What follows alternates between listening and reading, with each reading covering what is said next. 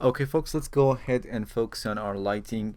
Now, lighting for such motion design isn't that, uh, I want to say isn't that hard, but the fact is, you don't want, or basically, you can't get very specific about your lighting, and because everything is moving. So, and we know how important the reflections and the way you put your light is to your reflection, but because everything is moving, including the camera, the objects, and the motion are very dramatic. So it's really hard to get very exact lighting. So that's why we're gonna be going to a very kind of and constant overall lighting without having to kind of make it dramatic or work on it that much, because it's not gonna work. There are so many motion that's gonna make the specific lighting to kind of be impossible. So let's go ahead and do that. I'm gonna go to my render setting first of all, and let's go ahead and enable the global illumination. And we're going to irradiance cache or light mapping. Actually, you can use the quasi Monte Carlo if you wanna, because we're rendering animation, and if you want to get rid of any flicker. And actually, that's the way that I rendered it in my original design. So let's go ahead and stay with this for the moment. I'm gonna just go ahead and reduce the parameters just a bit, so we kind of go a bit faster about everything, and the sample is also low. I'm going to my anti-aliasing. I'm going to make it best, and 1 by 1, 4 by 4, it's gonna be enough. And also I'm going to add the ambient occlusion really quickly, and just let's go ahead and increase the quality to something like 20/100, maybe something like 10 is enough, and the accuracy 50%. Perfect. So let's go ahead and start adding the lights. I'm gonna get out of my camera and get back to, I'm gonna go default here. So let's go ahead and start adding some nice lights. So let's see, just to make stuff simpler, I'm gonna close this guys and close the cameras for the moment. Actually, let's have it opened. So I'm gonna start by adding a target light to my scene and move it up, and then I'm going to change the light to be an area light, and also make sure we got some area shadow going on. And also I'm going to my detail tab and make this something like maybe 800 centimeter and 800 centimeter, and it's not enough, so let's go ahead and make it bigger. It's kind of an overhead light, so maybe something like this. So this is our first light, and I wanted to add some sort of texture to it. So what I'm going to do, I'm going to my layers, and I'm going to create a new layers for my material, and this is going to be our main materials. And let's go ahead and basically make this materials here and go to our no layer, and I'm going to create a quick material for my texture. So let's go ahead, I'm going to maybe use a gradient, or we can go ahead and actually use a surface. I'm going to use a surface, and I'm going to use tiles, and let's go ahead and change this values here, and maybe something like this isn't actually that bad. Okay, there we go. Let's go ahead and increase the global scale to something like 200. Okay, that's isn't too bad, and perfect. Let's go ahead and just create a plane here. I'm going to make this plane to be child of my light. I'm going to my attributes manager, coordinate, and zero out all the position and rotation values. Let's go ahead and rotate it 90 degrees. And what I'm going to do is to go to my lights, go to my detail tab, and make the size X to be a driver, and this will drive the size, the width of my plane. So set this as driven, and go to the detail, set this as the driver, and go to the plane and set this as the driven. Okay, There we go. Even though we get to espresso tag and it's going to be a bit messy, and we can do all of that in one simple espresso tag, but let's go ahead and stay with the driver and driven here. So there we go, and I'm going to put the plane kind of behind my lights. Something like this would be nice. And let's go ahead and apply this texture. So that's what we have at the moment, and I can get to my camera. Let's go through and see what we have at the moment. Let's go ahead and render it. Perfect. Now, as you can see, we have these nice reflections, which is nice. Perfect. Okay, great. Let's go ahead. Okay, let's go ahead and I'm going to hit Alt and G. This is going to be our first light. Let's go ahead and duplicate this, and this is going to be our second light. I'm going to get out of the camera. This is our first light. Let's go ahead, select the light here, and let's see. Let's move this thing maybe here, put it here, and let's go to maybe this angle here, and I'm going to make it sorta this way. Okay, and let's see what's gonna happen with this. So let's just go to our camera. I'm going to hide this light and see just what is going to what are we gonna have with just this light. So let's go ahead to move. So here's maybe a good angle. Let's go ahead and take a look.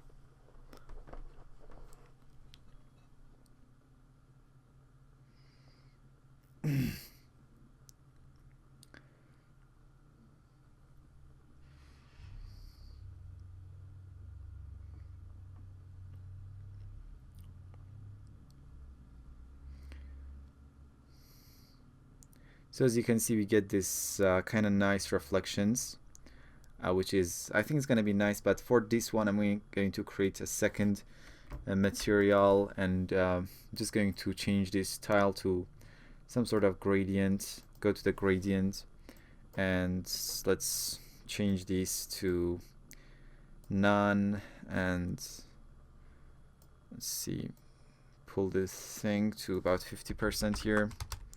And we can go ahead and double the nuts a few times. Maybe something like this would actually be nice. So let's go ahead and apply this to our second light. Okay. And see what we're gonna get this time.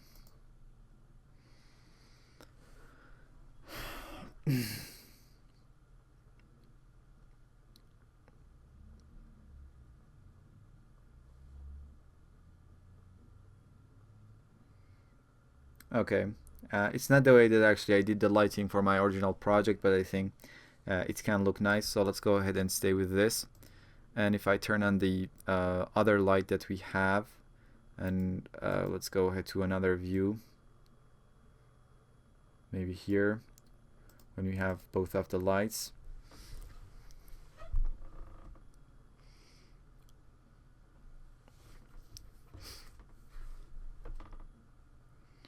Let's wait for the render. It's gonna take some time. We're gonna go through and add more lights definitely to make sure, but I think this kind of reflection is nicer.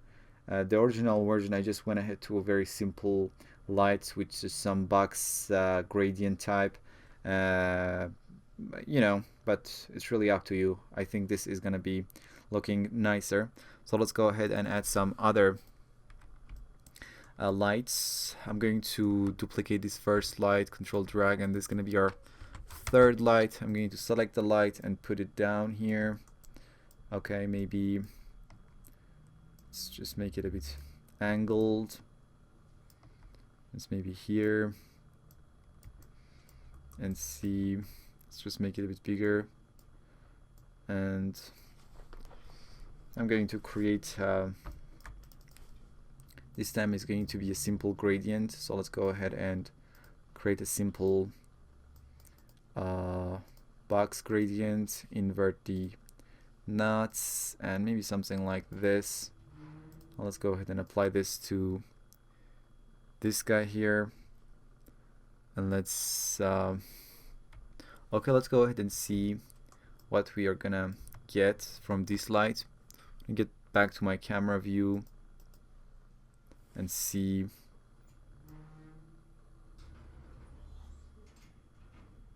Okay, maybe here, let's go ahead and render it. Okay, we are getting closer and closer, and we can go ahead, in order to speed up our render, we can go ahead and actually disable the area shadow for some of our lights. But as I said, I don't want to have any dramatic effect, so I want the shadow to be as soft and as unbiased as possible. So let's go ahead and do that. Okay, this is another light. Great. Let's get out of the camera and see what we have here. Okay, this is generally speaking not too bad. I'm going to select the light and actually control drag to create another copy for. Let's go ahead and select the light and maybe move it somehow. Let's see where we are. Something like this. Okay. And also, I think we can create a duplicate for this light to be on the other side. So let's go ahead and change this to 5. Select this light and let's move it to this side, and let's see what we're gonna get. Okay, and the first light, I'm going to definitely make it a bit bigger, so let's go ahead and kind of make it bigger. Perfect. Let's get back to our camera, and all of these lights are gonna be invisible, so actually let's go ahead and apply let's just select all of these guys and hit Alt and G, and that's gonna be our lighting. And let's go ahead, add a cinema 4D, and this light target 1 definitely need to be here. See. Okay, let's go ahead and add a compositing tag here and make sure it's not going to be seen by the camera. So let's go ahead and render this thing and see what we get. Okay folks, so this is the result that we have here, which is not too bad. Just to visualize things a bit better, I'm going to add a background, even though we're going to be adding the background inside After Effects, but I'm just going to add a background here, and just let's create a new material for our background. Into the color, let's add a gradient here, and I'm going to use this not box, just this circular one, and this color, and the second color maybe just a bit darker. I'm going to actually invert them, and let's go ahead and apply this to our background, and let's see what we get.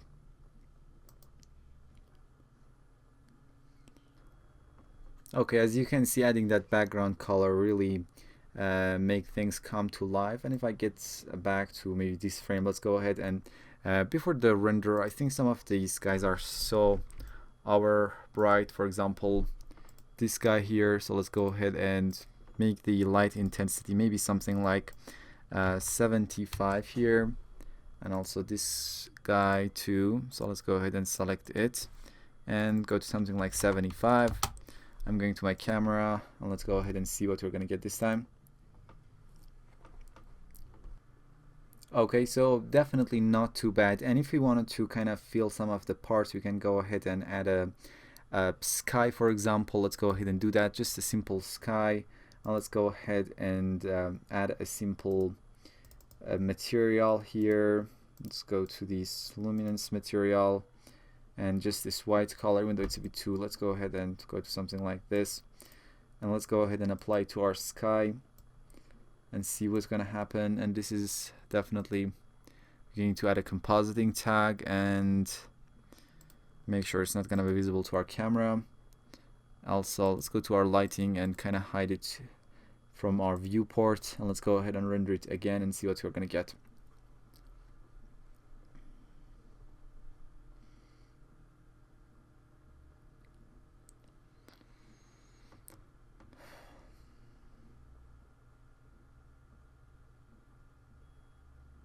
So as you can see, it kinda helps, but okay.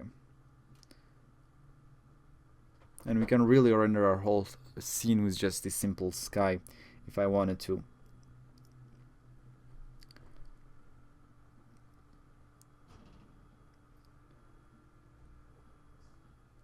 Okay, folks, so what I want to do is to first of all come here and make this bevel with something like maybe 3%, so something like this. And also I'm going to make my overhead light a bit bigger. So let's go ahead and select our first light. So I'm going to still make it bigger, maybe something like this. And we can add some fall off to our lights if we wanted to, but as I said, in this case it really doesn't matter that much. So let's go ahead and render it again and see what we're going to get this time. And I'm going to actually disable the sky anyways. It was just an option if you wanted to.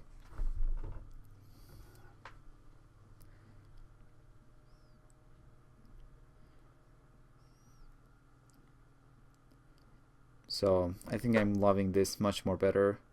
And okay, definitely better. And great, very nice looking. Let's go ahead to different frames and see, maybe here, let's see what we're gonna get. I think this material kind of needs some adjustments because I don't know. Let's go ahead and see what our renders are looking like.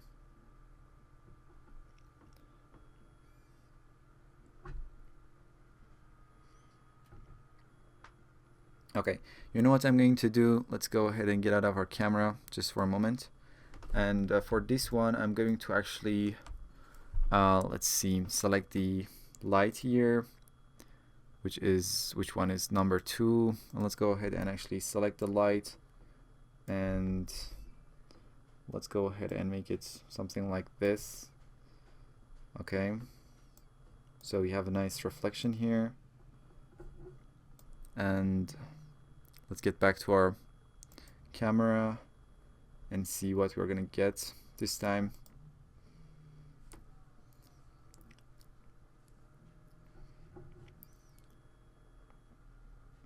So you get this reflection here, even though we can kind of make this whole thing to be a bit bigger.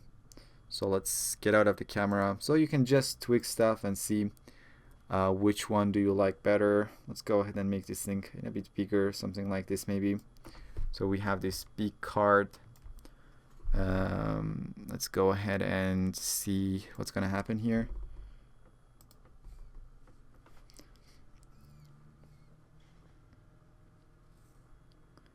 Okay, so you get these nice reflections all over, which I think is gonna help. As I said, we're not gonna be rendering this project. I have the renders already prepared, and we're gonna be using those renders in our compositing inside After Effects. But if you wanna, you can experience with different settings. This is not the way I did my lighting in my original project at all. I just used some simple box area light type box textures in my for the textures, but here I use some different texture, and I think it's really worth it. It's very nice, and we can use this, and I like the lighting. What we can do, maybe just get these colors to be not that dark. So I'm going to just quickly go ahead and we can reset this thing, and let's go ahead and add a white color, add a black color. The black, I'm going to make it to be something like that, not so dark. Okay, so let's go something like this, and let's make sure position of these guys is 50%, and let's go ahead and double them a few times. Okay, nice. Maybe there we go, something like this. Let's get back to our render and see what we're gonna get this time. I mean, there is no specific rule about lighting such a scene when everything is moving, because the lighting might look like this in one frame, but if you go to frame 139, for example, the whole thing has moved, the camera has moved, the object has moved, and you are going to have a totally different lighting situation. So that's why it's really isn't that restrictive that when we rendering up, for example, a simple still shot. Here is everything is moving and the lighting is much more it's going to be challenging if you really wanted to get a very specific result for each frame. So I think this is nice, generally speaking. Let's go ahead, go to maybe this frame and see what we're going to get basically. Let's go ahead and render it out. Just as you do your lighting, just go ahead and check out different frames and see how they look and if they need any sort of adjustments or not. I think we are actually very, very good, and adding the ambient occlusion really helps to sell the shot and add more depth into our scene and into our project. Okay, I am actually loving it. That's cool. Let's go ahead, see what's going on here. Sorry. Let's go ahead and close our picture viewer here and render it in our viewport. Okay guys, I think it's enough. Let's go ahead, let's maybe go to this scene and see what we're gonna get. I think we have a nice shot, generally speaking. Maybe we need to add another light from this angle, but I think we have some nice reflection going on all over the place. Okay, it's definitely not too bad, and remember we have the post production process to make stuff look much more nicer. So let's see. So if I get out of my camera here, you see we might need a light maybe from this angle, not sure. Maybe we can make this guy to come. Sorry, let's go ahead and select the light here. Maybe come about here and kind of make it a bit bigger. Okay. And hopefully if we get back to our camera, we should be having a better time. Let's go ahead and render it. It's not going to be that dark, hopefully this time. Okay. Let's go ahead and wait. And so the lighting is basically finished. What we need to do in the next lesson is to kind of prepare our scene for final render, add the appropriate compositing and object buffers, and we're going to be adding the depth of field, also prepare some objects to be used inside After Effects if you wanted to add some 3D effect inside After Effects. And yeah, we're going to be done in a few lessons, hopefully. So I think the lighting is not too bad at all, and we have a very good lighting overall, and we still can go ahead and improve it in our and this is our final shot. Let's go ahead and take a look at this one too. Go ahead and improve it inside After Effects. Let's see what this shot is gonna look like. Let me just get back a bit. There we go. Let's go ahead and render this.